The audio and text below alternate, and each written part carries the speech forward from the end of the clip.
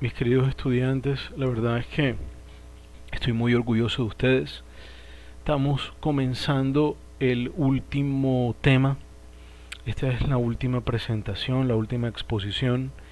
Así que bueno, felicidades porque eso quiere decir que eh, han estado juiciosos y que hemos podido juntos, en medio de todo esto, seguir adelante y ya a tocar el último tema. Lo cual también es muy interesante y es muy bueno porque eso implica que los cimientos del primer semestre están construidos y eso quiere decir que ahora podrán ustedes abocar nuevos semestres con unas bases sólidas. Así que bueno, comencemos. Entonces tenemos a los atributos de la personalidad. Y si se dan cuenta, es sumamente lógico que en este momento abordemos este tema porque hemos visto ya en este tercer corte qué es persona natural, jurídica, cómo nacen las personas naturales y jurídicas, cómo se extingue la personalidad, qué es la personalidad. em, Saben temas como los distintos tipos de personas jurídicas que hay, eh, etcétera. Hemos visto bastantes temas, todos sumamente interesantes. Pero ahora viene uno que es crucial, que son los atributos de la personalidad. Desde el punto de vista jurídico, estos atributos de la personalidad deben entenderse como todas aquellas características propias de una persona física o natural y jurídica. Cabe destacar que las personas físicas, visibles o naturales, otros nombres que tienen, son aquellas pertenecientes a la raza humana y que están en la facultad o la capacidad de adquirir derechos y responsabilidades. Mientras tanto, las personas jurídicas están constituidas por dos o más personas físicas, aunque ya saben que esa es la teoría del contrato de sociedad, pero a través de la sociedad anónima simplificada se puede constituir este tipo de sociedades con un acto jurídico unilateral. Entonces ya una sola persona física o natural puede crear una persona jurídica. Pero bueno, eso nosotros ya tuvimos ese debate profundo y eso ustedes lo saben. Eh, Sin embargo, estas personas jurídicas están dispuestas a perseguir objetivos y también contraer derechos y obligaciones. eh, Así que también, por supuesto, que tienen atributos de la personalidad. Estos atributos de la personalidad están determinados por la naturaleza del individuo o institución de que se esté tratando, ya sea una fundación sin ánimo de lucro, una sociedad comercial, aunque también se tenga que tomar en consideración los derechos que poseen sobre un bien, pero esto ya iría en torno a uno de los atributos de la personalidad que es el patrimonio. Entonces, estos atributos de la personalidad eh, em, tienen unas características y es que son inherentes, se adquieren a partir de la condición de persona, ya sea natural o jurídica, son únicos, no se puede tener un atributo dentro del mismo orden o categoría, son inalienables, eh, es decir, que no son negociables, que no son enajenables, eh, son imprescriptibles y, y eso, y eso hace la particularidad de estos atributos de la personalidad. Son cualidades o propiedades que se predican de todos los seres humanos, pero también de las instituciones que tienen personería jurídica, que tienen, no que tienen personería jurídica, que son personas jurídicas. Algunos de estos atributos ayudan a identificar y a distinguir a una persona de otra. Cuando digo persona, hablo de persona en un sentido amplio, no es solamente persona natural, sino persona jurídica, como el nombre y apellido o el nombre de una sociedad que puede ser, por ejemplo, Coca-Cola SA. Otros atributos hacen referencia a la condición de una persona frente a la familia. Eso sí es totalmente un atributo de la personalidad de persona natural, que es el estado civil, que de hecho este atributo lo vimos en el corte pasado. Otros se refieren a la posibilidad de satisfacer necesidades. Entonces estamos hablando de la capacidad, que la vimos en el corte pasado, y el patrimonio en este corte, que la vamos a ver a continuación. Otros atributos revelan las relaciones político-sociales, como la nacionalidad y el domicilio, temas que vamos a estudiar. Mis queridos estudiantes, quiero hacer hincapié en una cosa. Escúchese muy bien. Ojo, ojo. Estos atributos de la personalidad no son enajenables. ¿Esto qué quiere decir? Que las personas no pueden comprar o venderlo. Yo no puedo vender mi domicilio, yo no puedo vender mi nacionalidad, ¿verdad? Yo no puedo vender mi nombre, ¿verdad? Los atributos de la personalidad no son enajenables, ¿ok? Porque no pueden ser negociados. Quiero que haya súper claridad en eso. La Corte Constitucional, en la sentencia C-004 de 1998, recordó que en virtud del artículo 14 de la Constitución Política de nuestro país, toda persona tiene derecho al reconocimiento de su personalidad jurídica. Y esa personalidad jurídica, ojo, la personalidad jurídica tiene unos atributos que implican derechos y obligaciones. Esos atributos son inseparables del ser humano, pues no se concibe en el presente estado de la evolución jurídica a un ser humano carente de personalidad jurídica. De lo anterior se deduce que cuando la Constitución reconoce a toda persona humana el derecho a la personalidad jurídica, se les están reconociendo además unos atributos. Ojo, miren esto, la sumatoria de todos los atributos de la personalidad es exactamente igual a la personalidad. Ojo, es decir, que si uno quita un atributo, está disminuyendo la calidad de la personalidad de esa persona natural o jurídica. El primer atributo de la personalidad que vamos a ver es muy importante, se llama el nombre. El nombre sirve para identificar a una persona con otra. Ojo, en Roma el nombre se usaba para distinguir a una persona de las demás, mientras que el apellido demostraba la afiliación de esa persona con su grupo familiar. De ahí, de ese desarrollo romano, es que se comenzaron a utilizar los nombres y los apellidos. El nombre praenomen y el apellido nomen. En el ordenamiento jurídico colombiano, el derecho al nombre se encuentra detallado en los artículos 3 y 4 del decreto 1260 de 1970. En el artículo 3, este decreto afirma lo siguiente: toda persona tiene derecho a su individual y por consiguiente al nombre que por ley le corresponde. El nombre comprende el nombre, los apellidos y en su caso el seudónimo.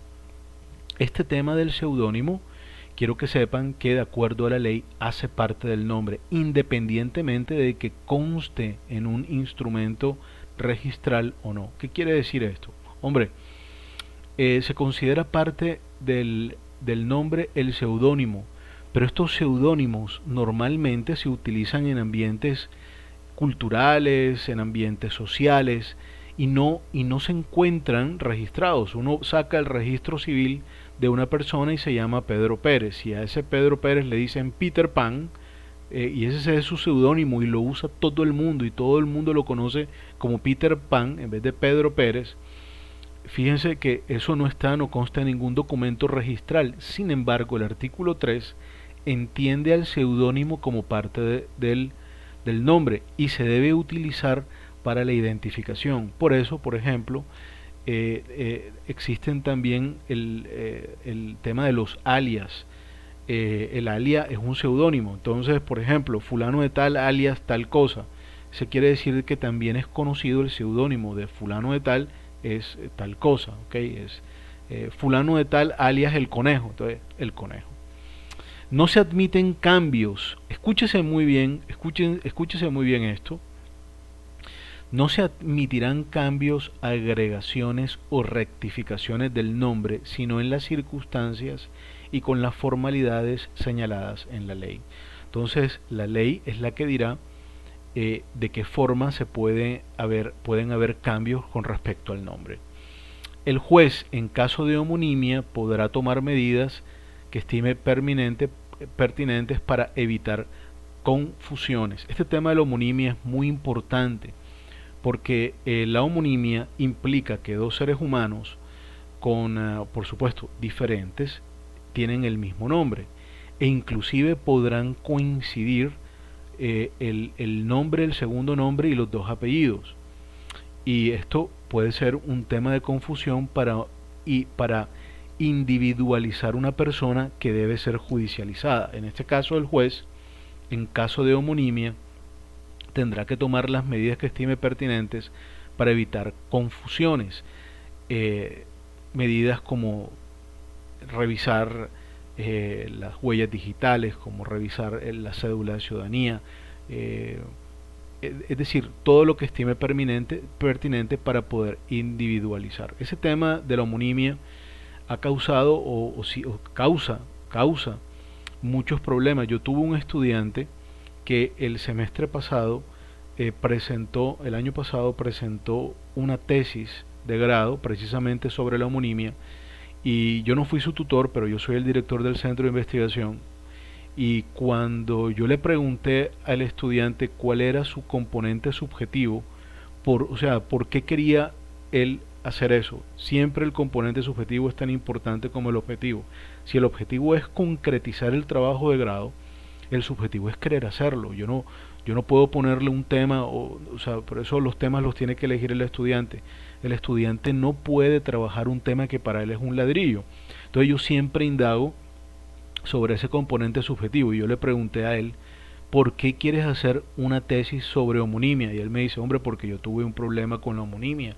Por la homonimia, una persona que tiene mis dos mismos nombres y apellidos, tuve muchos problemas porque me reportaron en data crédito y tuve que pasarme, me dijo el muchacho, me explicó un vía crucis, es un señor que estudió derecho, un vía crucis para salir de ahí. Entonces me enteré del caso y pues al final pudo hacer su trabajo de grado, tuvo dos tutores que lo ayudaron porque son especialistas en el tema y lo pudieron orientar muy bien y es un muy buen trabajo. Pero entonces este tema de la homonimia es muy interesante y acá lo que le está diciendo este decreto, que tiene una vigencia ya bastante larga, de 1970, es que le dice al juez, evite la homonimia, tome las medidas pertinentes que tenga que tomar para precisamente evitar la homonimia. El decreto 1260 de 1970, en su artículo 4, establece que la persona a quien se discuta el derecho al uso de su propio nombre no o que queda o que pueda sufrir quebranto por el uso que otro haga de él, puede demandar judicialmente que cese la perturbación y le dé seguridad contra un temor fundado, así como la indemnización de los daños a los bienes de su personalidad y del daño moral que haya sufrido. A falta de aquella persona, la acción podrá proponerse por quien demuestre un legítimo interés, es decir, esté legitimado en la causa, fundado en razones familiares dignas de protección. Y esto nos va a llevar a un tema que vamos a revisar ahora consiguientemente, y es que el nombre no solamente sirve para individualizar a la persona, sino que el nombre también tiene otra cosa que lo hace especial. Y es algo que ustedes han escuchado, que se oye en las noticias, que se oye, que es de común conocimiento, pero ahora lo vamos a ver desde la perspectiva jurídica, y es que es eso del buen nombre. ¿Por qué el nombre debe protegerse? Porque si una persona sufre quebrantos por el uso que otra persona está haciendo de su nombre, ¿Por qué eso es importante? Bueno, eso nosotros lo vamos a revisar a continuación. Entonces, tendremos que revisar el artículo 15 de la Constitución Política. Este artículo 15 precisamente habla sobre eso del nombre, por qué se tiene que proteger el nombre más allá de un tema de homonimia, qué otro misterio tiene el nombre para el derecho. Miren lo que dice el artículo 15, dice, todas las personas tienen derecho a su intimidad personal y familiar y a su buen nombre, y el Estado debe respetarlos y hacerlos respetar. De igual modo, tienen derecho a conocer, actualizar, rectificar las informaciones que se hayan recogido sobre ellos en bancos de datos y en archivos de entidades públicas y privadas. En relación con en la recolección, tratamiento y circulación de datos se respetarán la libertad y demás garantías consagradas en la Constitución. Vamos hasta ahí, hasta este segundo inciso del artículo 15 de la Constitución. Y vamos a hablar sobre el buen nombre. Fíjense que lo coligan con la intimidad personal y familiar y el buen nombre. Están coligados tres derechos y dicen que todas las personas tienen derecho a su intimidad personal, familiar y a su buen nombre. La pregunta es ¿por qué? Y la pregunta que me gustaría hacerles si yo estuviera enfrente de ustedes es, ¿el concepto que de ustedes tienen los demás es importante? Muchos dirán, hombre, la verdad no me importa lo que los demás piensen de mí, pero en general eso no es así, eso no es tan así. Hay un buen nombre. Les voy a dar un ejemplo. ¿Le puede importar a un abogado lo que los demás piensen sobre él? No, le tiene que importar, porque muy probablemente ese buen nombre le servirá a ese abogado para conseguir más clientes y para ser exitoso. Hombre, fulano de tal que es abogado es muy buen abogado, es excelente y por eso lo recomiendo a ojo cerrado. Y entonces a ese otro recomienda y a ese otro, y así es como uno se hace, digamos, a su clientela. Entonces fíjense que ese buen nombre tiene unas connotaciones reputacionales. Sí importa entonces lo que los demás piensen de uno. Pero fíjense que en este primer inciso del artículo 15 dice, de igual modo tienen derecho a conocer, actualizar y rectificar las informaciones que se hayan recogido sobre ellas, hablando de las personas, en bancos de datos.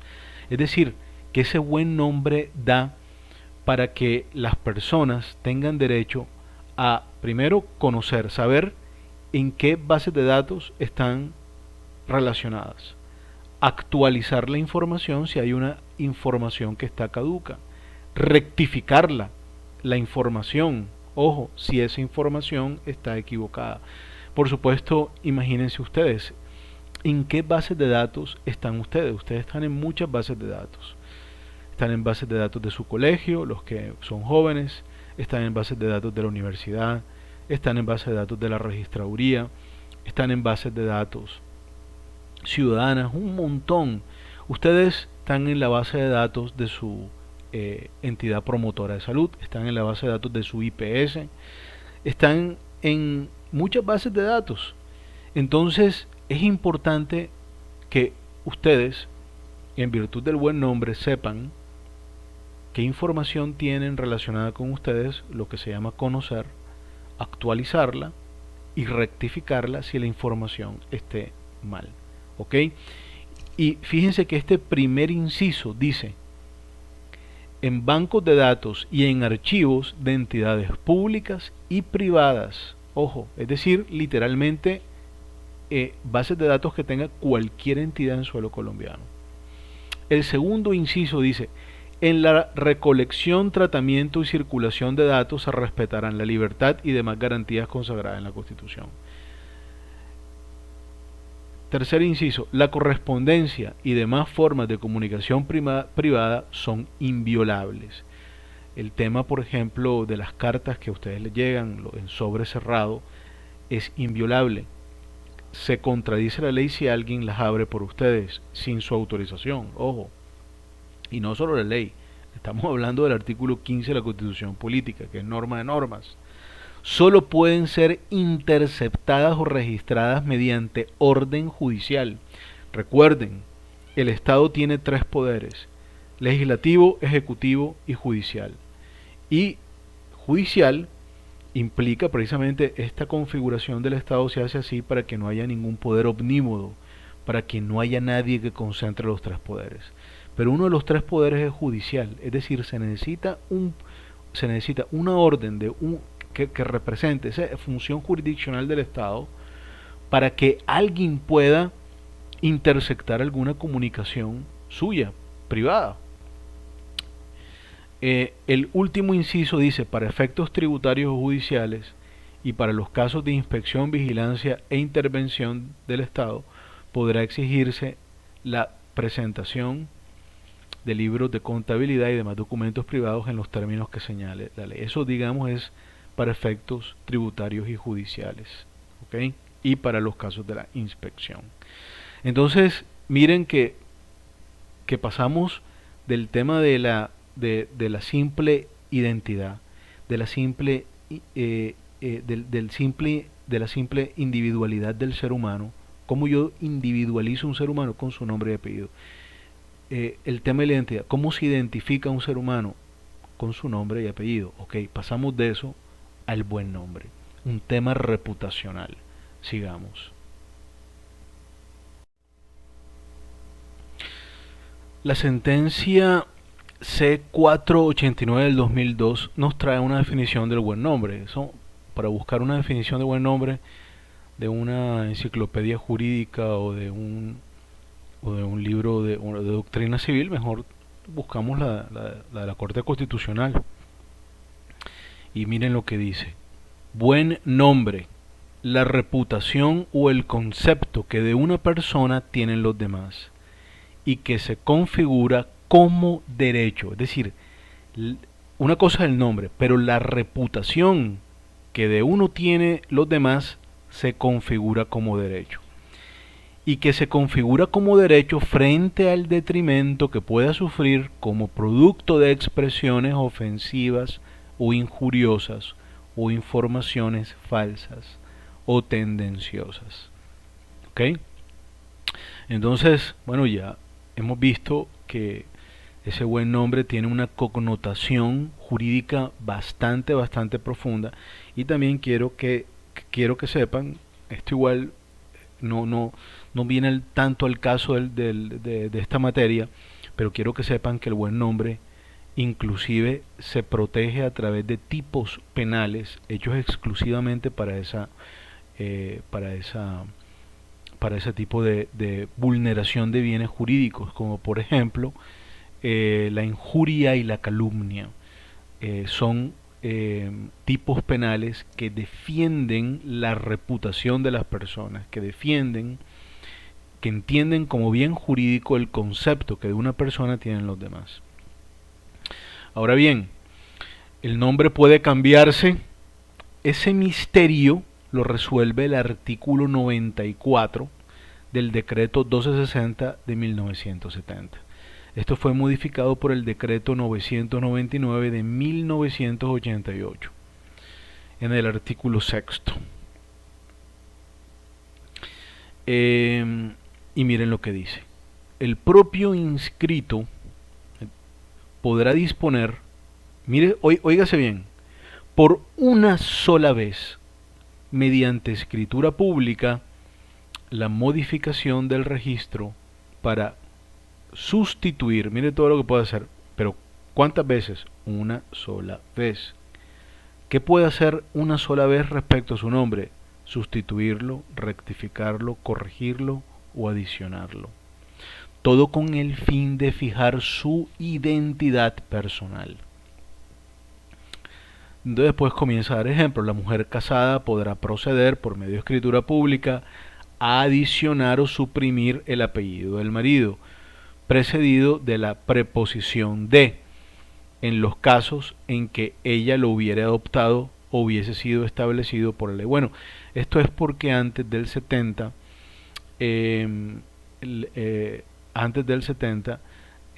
la costumbre era que las esposas adoptaran el apellido del esposo. Entonces, por ejemplo, fulana no sé qué, fulana de tal, de el apellido del esposo.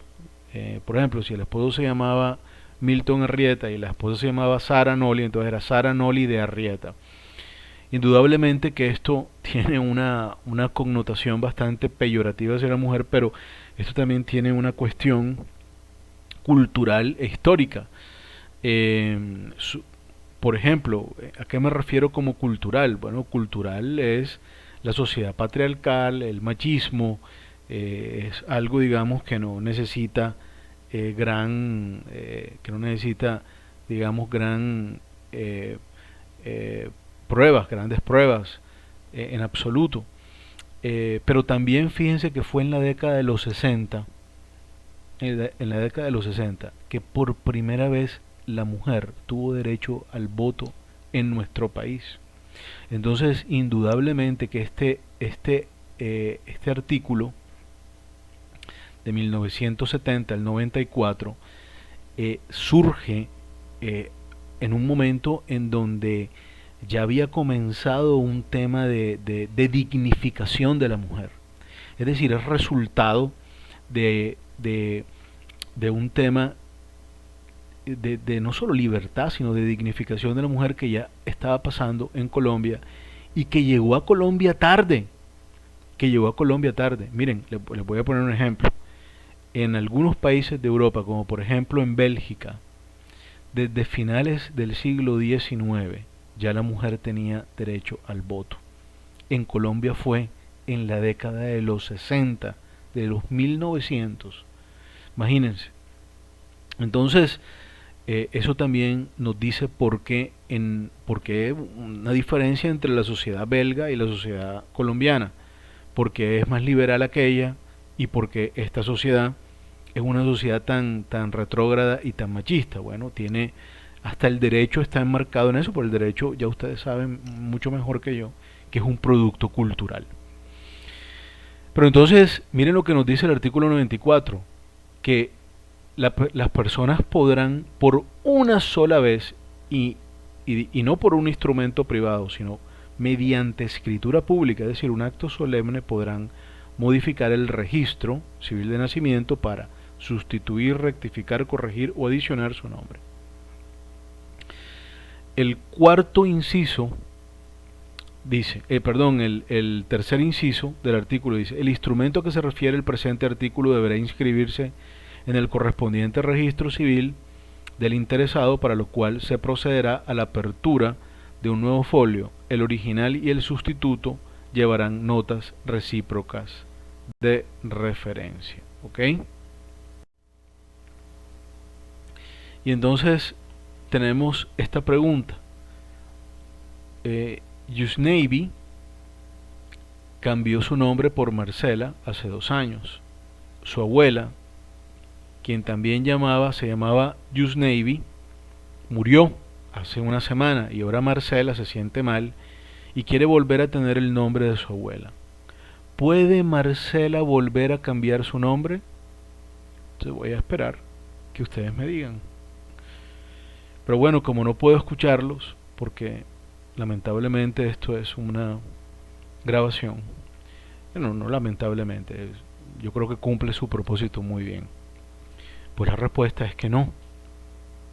No. Yusneiby cambió su nombre por Marcela hace 2 años. Su abuela, quien también se llamaba Yusneiby, murió hace una semana y ahora Marcela se siente mal y quiere volver a tener el nombre de su abuela.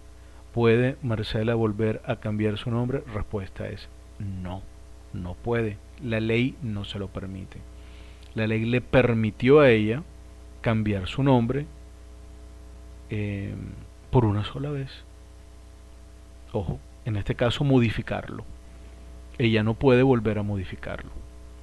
Entonces, quiero que sepan esto, quiero que lo entiendan muy bien porque de esto puede surgir una pregunta en el examen. Ahora vamos a revisar otro atributo de la personalidad que se llama la nacionalidad. Y primero tenemos que entender qué es, cuál es la definición. Es un vínculo jurídico, pero no solo jurídico, sino político. Es un vínculo jurídico y político entre una persona y un Estado. Eso es la nacionalidad. Y ese vínculo jurídico y político a esa persona le otorga derechos, pero también le impone obligaciones. ¿Ok? Hay un tema también sobre el que quiero hablar y es el tema de la nacionalidad, de la regulación de la nacionalidad. La regulación de la nacionalidad le compete a la legislación interna de cada Estado. Por esto, las condiciones de su adquisición, ejercicio y pérdida están determinadas por el ordenamiento jurídico de cada Estado. Muy bien, la explicación es la siguiente. Existen tres derechos para fijar la nacionalidad: ius sanguinis, ius soli y ius domicili. Ius sanguinis, derecho de sangre; ius soli, derecho de nacimiento; ius domicili, derecho de domicilio. Entonces, de acuerdo a estos tres derechos, cada Estado-nación es totalmente competente para decidir a partir de qué configuración de estos derechos regula la nacionalidad. Les voy a poner un ejemplo. En Estados Unidos basta con el ius soli exclusivo para poder obtener la nacionalidad norteamericana. ¿Qué quiere decir eso? El ius soli, derecho de nacimiento. Si cualquier persona, así sea turista, que esté en Estados Unidos y tiene el hijo en Estados Unidos, su hijo es ciudadano americano. ¿Por qué? Porque la constitución política de ese país lo ha determinado así. Le ha dado un poder irrestricto al ius soli. En Colombia, por ejemplo, no opera así. En Colombia el ius soli no es suficiente. En Colombia se necesita la asistencia o del ius domicili o del ius sanguinis, pero por sí solo el ius soli. Es decir, si una señora turista acá en Colombia, en estado de gestación, tiene su bebé nacido en Colombia, y ella es extranjera y su esposo también son extranjeros y no residen en Colombia, su hijo no podrá tener la nacionalidad colombiana. Ahorita más adelante vamos a revisar el tema de la nacionalidad. Pero el tema de la nacionalidad colombiana. Pero acá lo importante, o lo que yo quiero que ustedes entiendan, es que el tema de la nacionalidad es un tema que le compete a cada Estado-nación. Y esto es muy interesante y al mismo tiempo muy frustrante, porque más adelante se van a dar cuenta que la nacionalidad es un derecho humano. Sin embargo, el hecho de que la nacionalidad sea un derecho humano le deja, independientemente de que sea un derecho humano, le deja libertad a los estados para que configuren cómo se va a regular ese derecho humano. Sigamos. Muy bien. Y siguiendo con la clase, vemos esto. La nacionalidad es un derecho humano. El artículo 15 de la Declaración Universal de los Derechos Humanos dice: toda persona tiene derecho a una nacionalidad. Segundo, a nadie se le privará arbitrariamente de su nacionalidad ni del derecho a cambiar de nacionalidad. Miren qué interesante. La pregunta es, ¿por qué tuvieron que elevar la nacionalidad a derecho humano? Se hacen esa pregunta. ¿Por qué simplemente no puede ser un derecho fundamental de los países? ¿Por qué en la Declaración Universal de los Derechos Humanos tendría que estar la nacionalidad? Por ejemplo, la vida, hay temas, ¿verdad?, como más profundos. Y el tema de la nacionalidad, que es tan político, ¿por qué? Yo les voy a explicar por qué. Porque esta Declaración Universal de Derechos Humanos surge después de la Segunda Guerra Mundial. Y como estaba configurado el mundo antes de la Segunda Guerra Mundial y por supuesto durante la Primera Guerra Mundial y en todo el siglo XIX y en todo el siglo XVIII y desde que surge el Estado-Nación, había el tema de la nacionalidad no estaba zanjado y los estados tenían derecho a expulsar a las personas de su propio del estado de su propio país, y tenían el derecho de quitar la nacionalidad a sus ciudadanos. ¿Ok? Hay un término para eso, que es apatria. ¿Ok? Apátrida. Es la persona que no tiene nacionalidad. Por ejemplo, ¿qué hizo Hitler con los judíos, con los gitanos, con los masones, con los comunistas, con todo lo que fuera enemigos de ellos? ¿Qué hizo? ¿Qué hizo? Pues los mató, pero a otros los expulsó de Alemania quitándole la nacionalidad alemana, convirtiendo a personas apátridas. Y eso es terrible, porque fíjense ustedes, eh, pues ya nosotros hemos tenido en el primer corte, que es un corte bastante profundo, que es la teoría general del derecho civil, nosotros vimos un poco cómo funciona el mundo. Y este tema es complicado porque se habla de derechos de derechos universales, como derechos consustanciales a la naturaleza del hombre, pero resulta, mis queridos estudiantes, que si no hay un Estado nacional que vele por esos derechos, las personas quedan en el aire. Una politóloga muy importante, que yo les recomiendo que la lean, se llama Hannah Arendt. Ella narra en uno de sus libros lo que le sucedió después de que fue expulsada de Alemania, y ella llega a un campo de refugiados y no tenía ningún derecho, absolutamente ninguno. La trataban como una cosa, era una carga para ese Estado. Y ella decía, dicen por ejemplo que los derechos humanos son derechos inalienables a las personas, pero yo no tenía un Estado, decía ella, yo no tenía un Estado para reclamar. ¿Yo a quién le reclamo si no tengo un Estado para reclamar? Entonces por eso, cuando hay gente que es bastante, bueno, o sea, el tema del Estado es que el Estado es muy importante, ¿ok? Independientemente de que alguien sea abolicionista del Estado o anarquista o tenga posiciones muy radicales, como está configurado el mundo de hoy, vivir sin un Estado es terrible porque hace que una persona no pueda reclamar derechos a nadie. No hay un poder jurisdiccional donde uno acudir si el propio Estado o particulares se pasan de la línea. Entonces, miren por qué la nacionalidad, esto que estamos estudiando, por qué la nacionalidad se vuelve un derecho humano. Se vuelve un derecho humano porque, porque es evidente qué ocurre si a una persona la botan de un país. Imagínense, ¿verdad? Si una persona la exilian, si una persona pierde la nacionalidad y se convierte en apátrida, entonces esa realidad se quitó. Hoy en día ningún estado que tenga asiento en la ONU puede quitarle la nacionalidad a ninguno de sus ciudadanos. Pero fíjense que acá dice que tampoco el numeral número 2 dice: a nadie se le privará arbitrariamente de su nacionalidad ni del derecho a cambiar de nacionalidad. Eso quiere decir que uno puede cambiar de nacionalidad, y para uno cambiar de nacionalidad tiene que emigrar. Y esto también hace parte de estos misterios, no son ningunos misterios, pero me gusta decirlo así, de estos misterios del derecho, porque resulta que emigrar es un derecho humano. Es decir, sabían que ningún país puede, o sea, ustedes no les puede, Colombia, que es su país de nacionalidad, no les puede negar a ustedes irse de Colombia.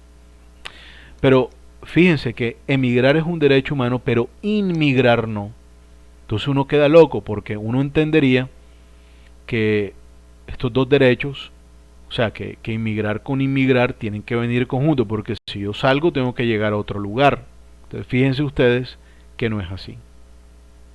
Entonces son de esos misterios que aún hay que resolver. Finalmente llegamos a cómo es la nacionalidad en nuestro país. Bueno, y eso ustedes lo van a encontrar en el acto legislativo número 1 de 2002 que modificó el artículo 96 de la Constitución Política Colombiana. Entonces, ese acto legislativo en el artículo 1 dice, el artículo 96 de la Constitución Política Colombiana quedará así.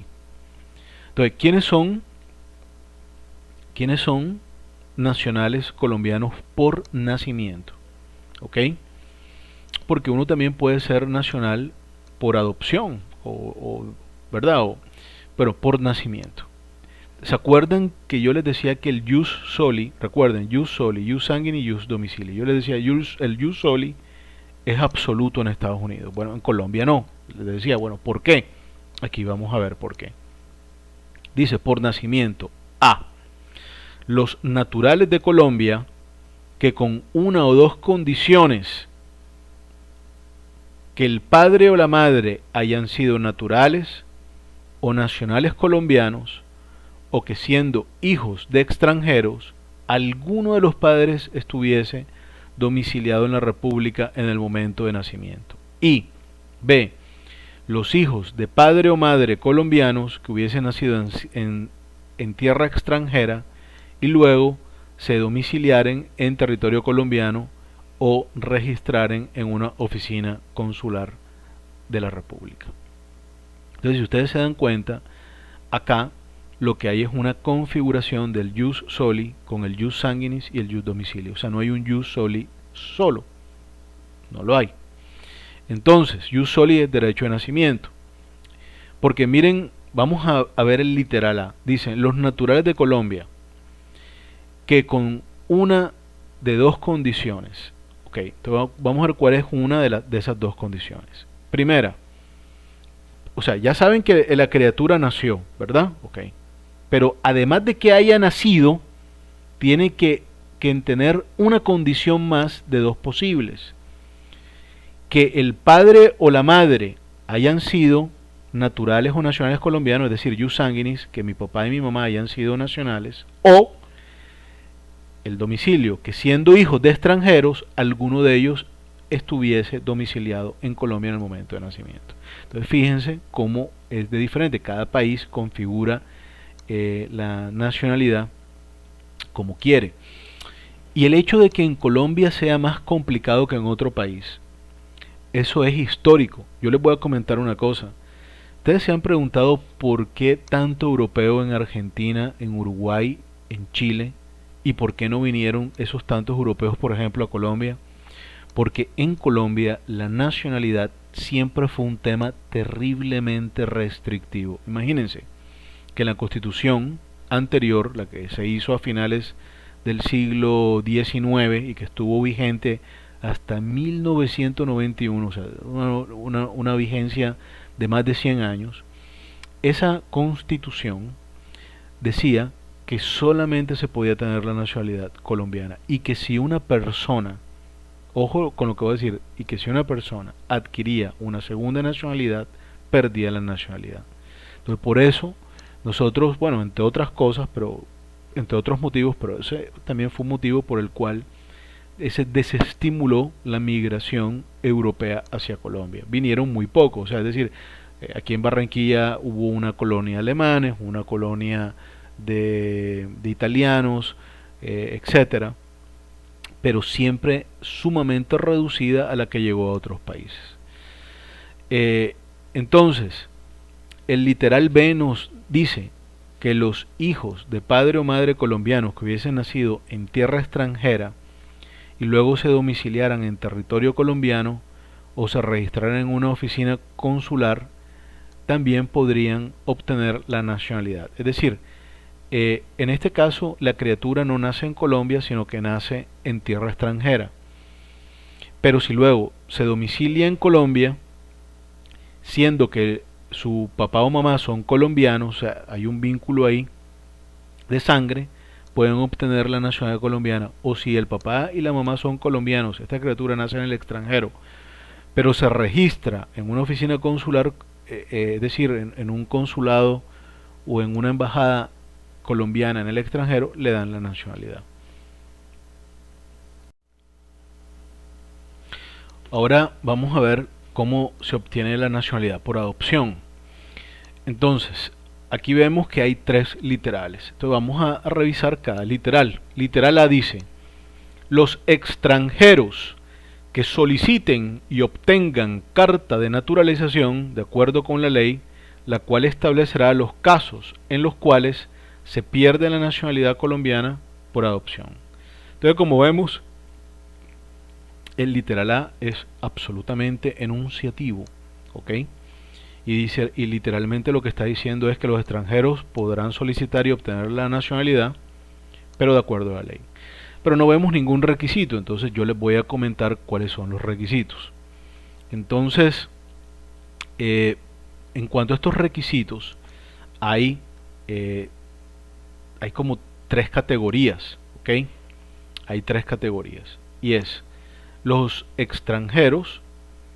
Hay tres categorías, sin embargo, en el próximo literal vamos a hablar de una de esas categorías. Entonces, en cuanto a los extranjeros, hay dos tipos de categorías específicamente, que son cualquier tipo de extranjero que no sea latinoamericano, ni español, ni del Caribe, o los extranjeros que son españoles.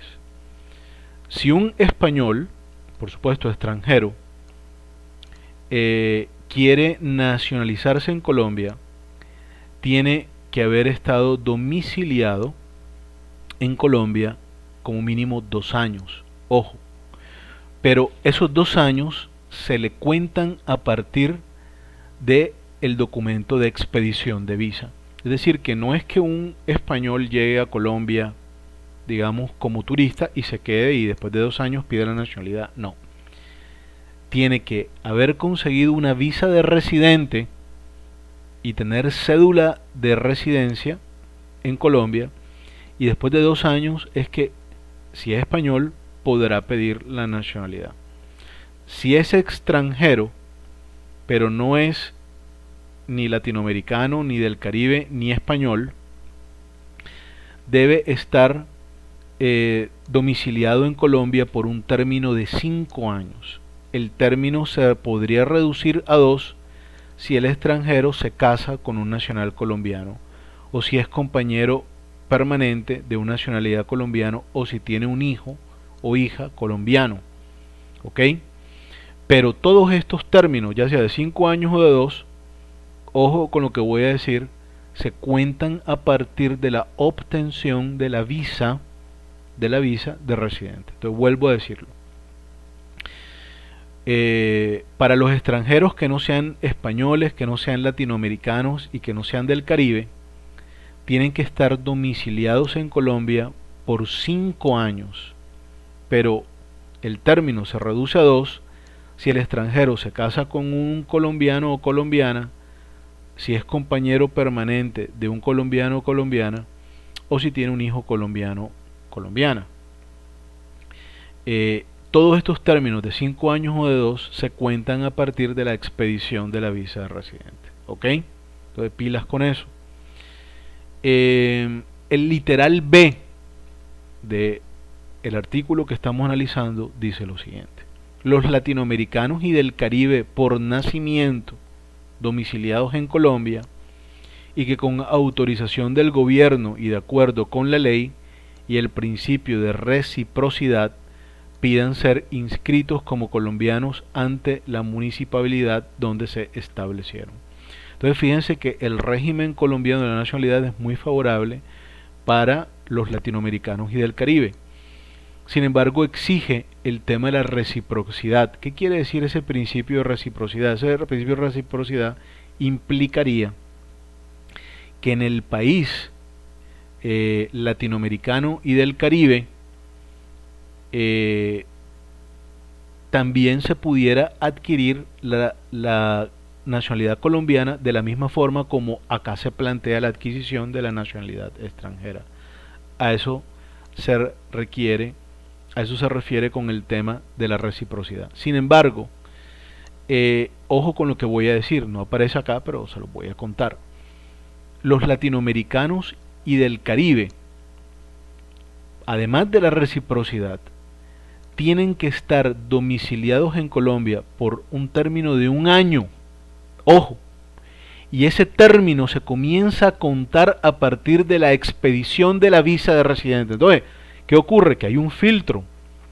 Ese latinoamericano o del Caribe tiene que tener una visa residente y después de un año que tenga esa visa residente puede solicitar la nacionalidad, siempre y cuando exista reciprocidad. Es decir, que en su país se puede hacer lo mismo respecto, o sea, que el colombiano en su país puede hacer lo mismo. Ojo.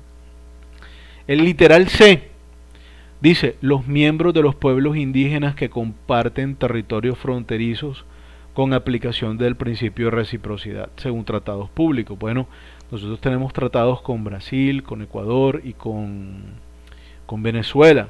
Aquí tenemos cerquita, en el Caribe colombiano, tenemos cerquita La Guajira y tenemos al pueblo Wayuu, que es un gran pueblo, es una gran nación Wayuu, y esa gran nación Wayuu está establecida entre La Guajira y Maracaibo, perdón, y el Zulia, el estado del Zulia, que son fronterizos. Y no importa si un miembro de ese gran pueblo Wayuu indígena nace en el estado del Zulia o nace en Colombia, igual tiene ambas nacionalidades. ¿Ok? Y ya después de los literales, miren que hay dos incisos muy dicientes. Miren lo que dicen. Ningún colombiano por nacimiento podrá ser privado de su nacionalidad. Ya saben de dónde viene eso, ¿ah? Ya saben de dónde viene, de la Declaración Universal de Derechos Humanos.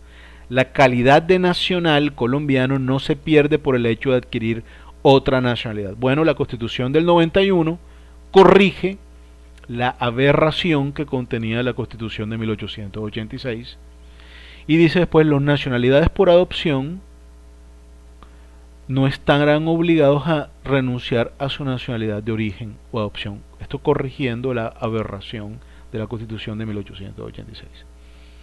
Quienes hayan renunciado a la nacionalidad colombiana podrán recobrarla con arreglo a la ley. ¿Por qué está este último inciso por allá abajo? Pero esto tiene mucho valor.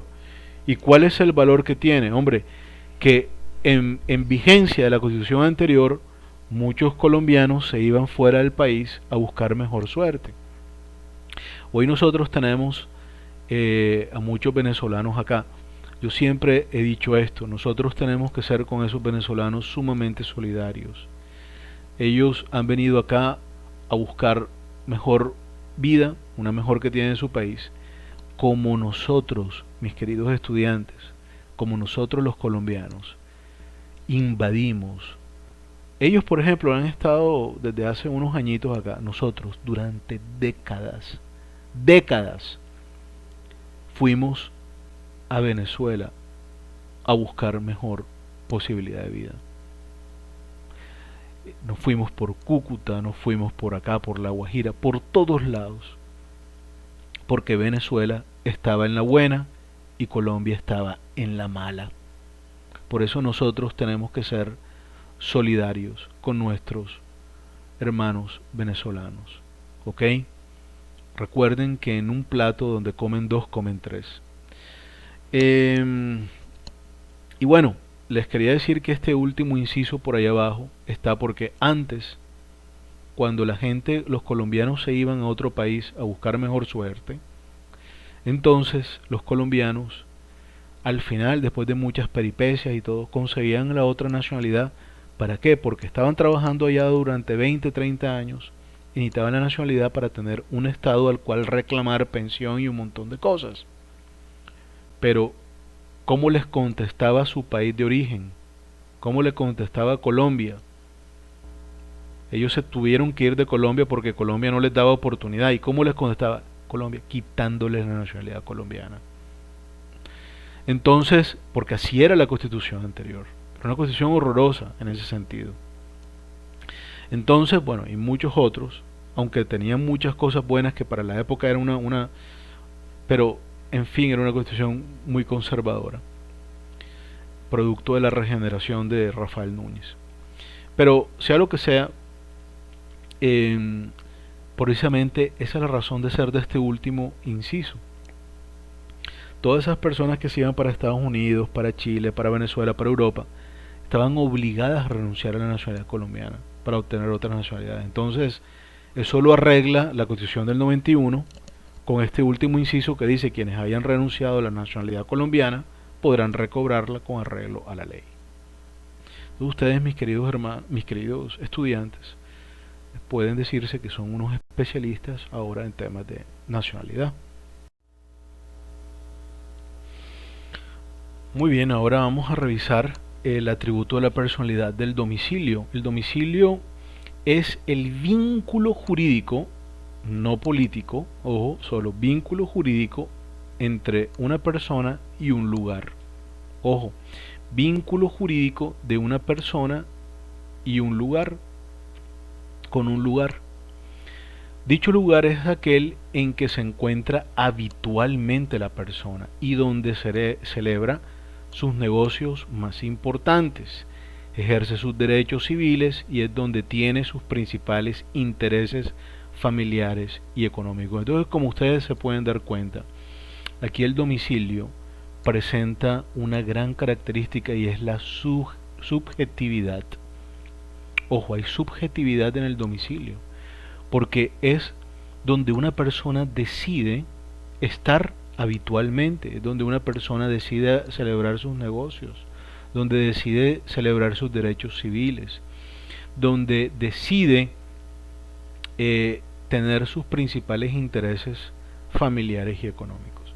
Por ende, el artículo 76 del Código Civil establece, miren cómo lo define: el domicilio consiste en la residencia, una cosa es residencia, otra es domicilio, ojo, en la residencia acompañada real o presuntivamente del ánimo de permanecer en ella.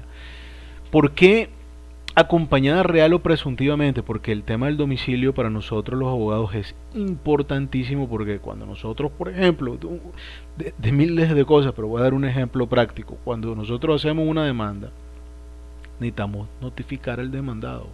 Y para notificar al demandado necesitamos establecer el domicilio.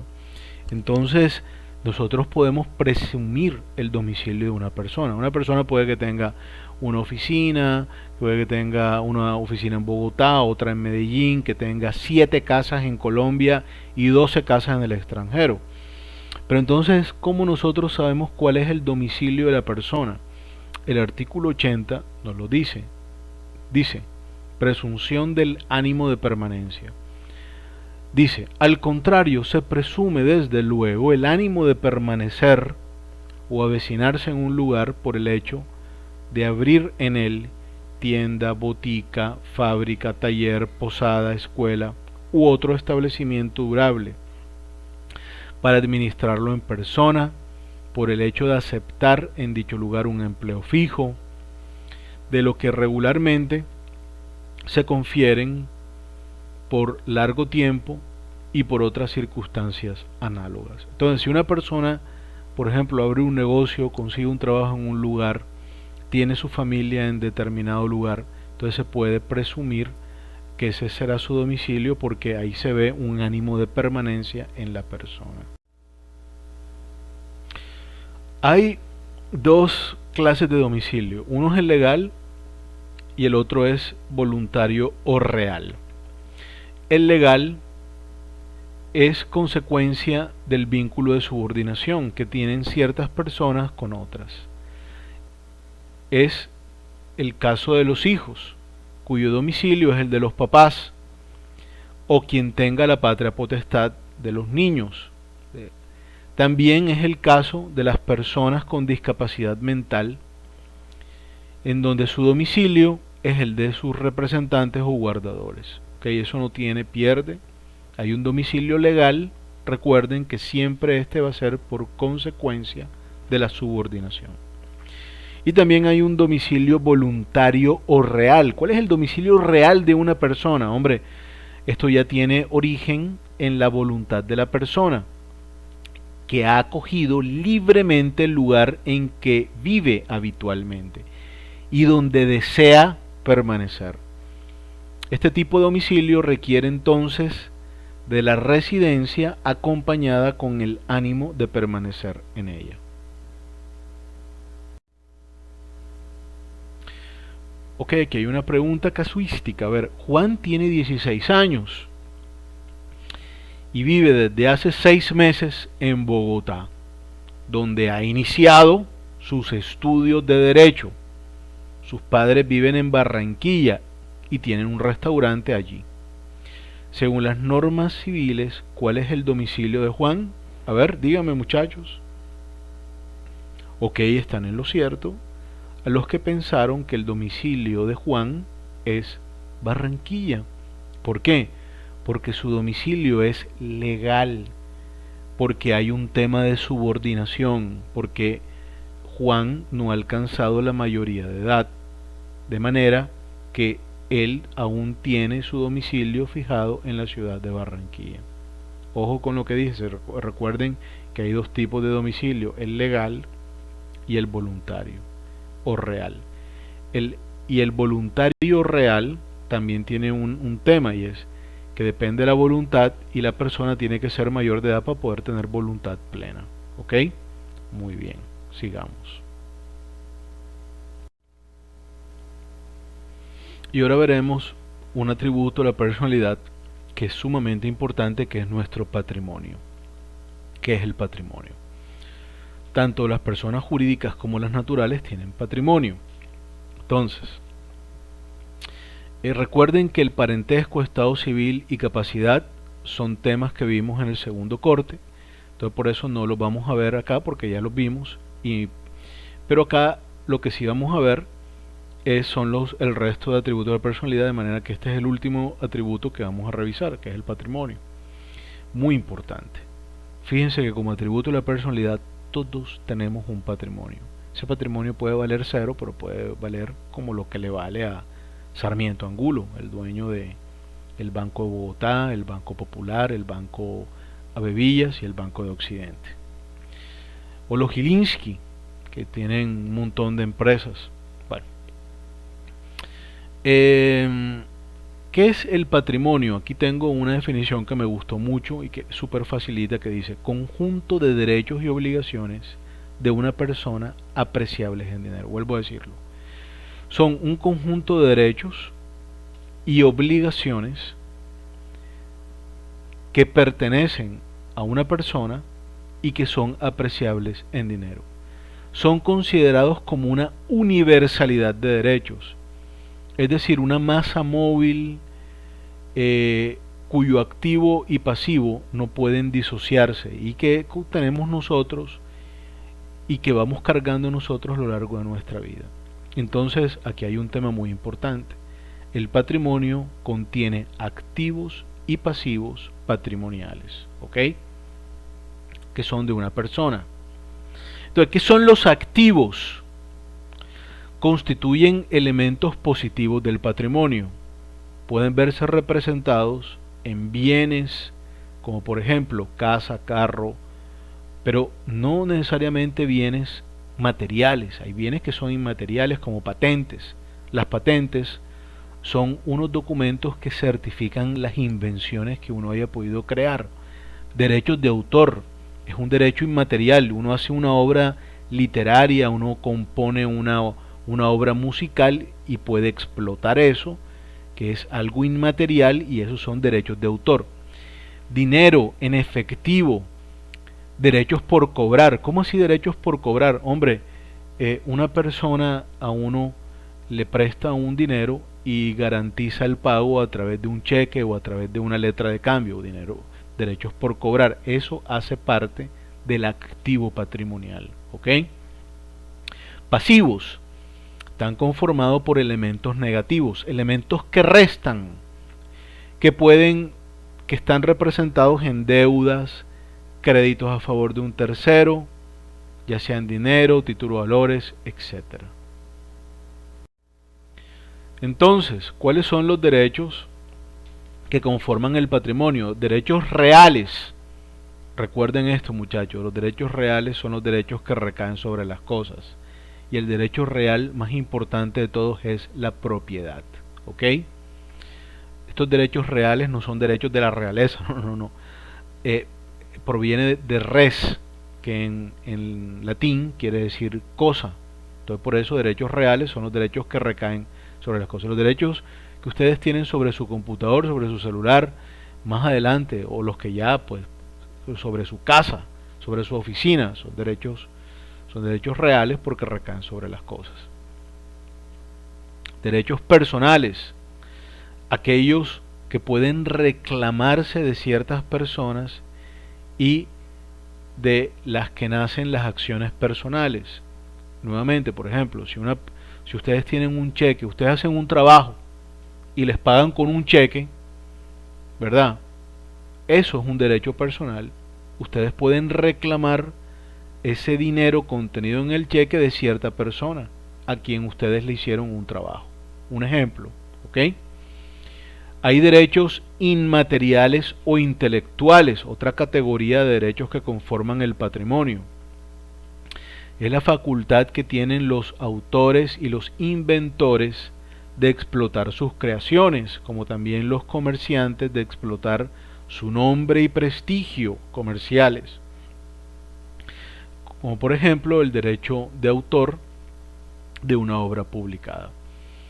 Derechos universales, aquellos derechos que se tienen sobre una universalidad jurídica, entendida como un conjunto jurídico de bienes y deudas que conforman un todo indivisible, como por ejemplo, que es un derecho universal en sí, hombre, una herencia. Las sociedades comerciales, ¿por qué? Porque en las sociedades comerciales están acciones, está lo que posea la sociedad comercial, etcétera. Entonces, estas son las 4 categorías de derechos que conforman el patrimonio: derechos reales, derechos personales, inmateriales o intelectuales y derechos universales. Y mis queridos estudiantes, con esto terminamos el curso. Quiero decirles algo, estoy sumamente orgulloso de ustedes. ¿Ok? Si ustedes este curso lo hicieron a conciencia, ¿saben qué va a pasar? ¿Saben qué van a pasar? Les va a ir súper bien en el segundo semestre. Y los animo, muchachos, si pueden, háganlo. Matricúlense en este segundo semestre y sigamos adelante.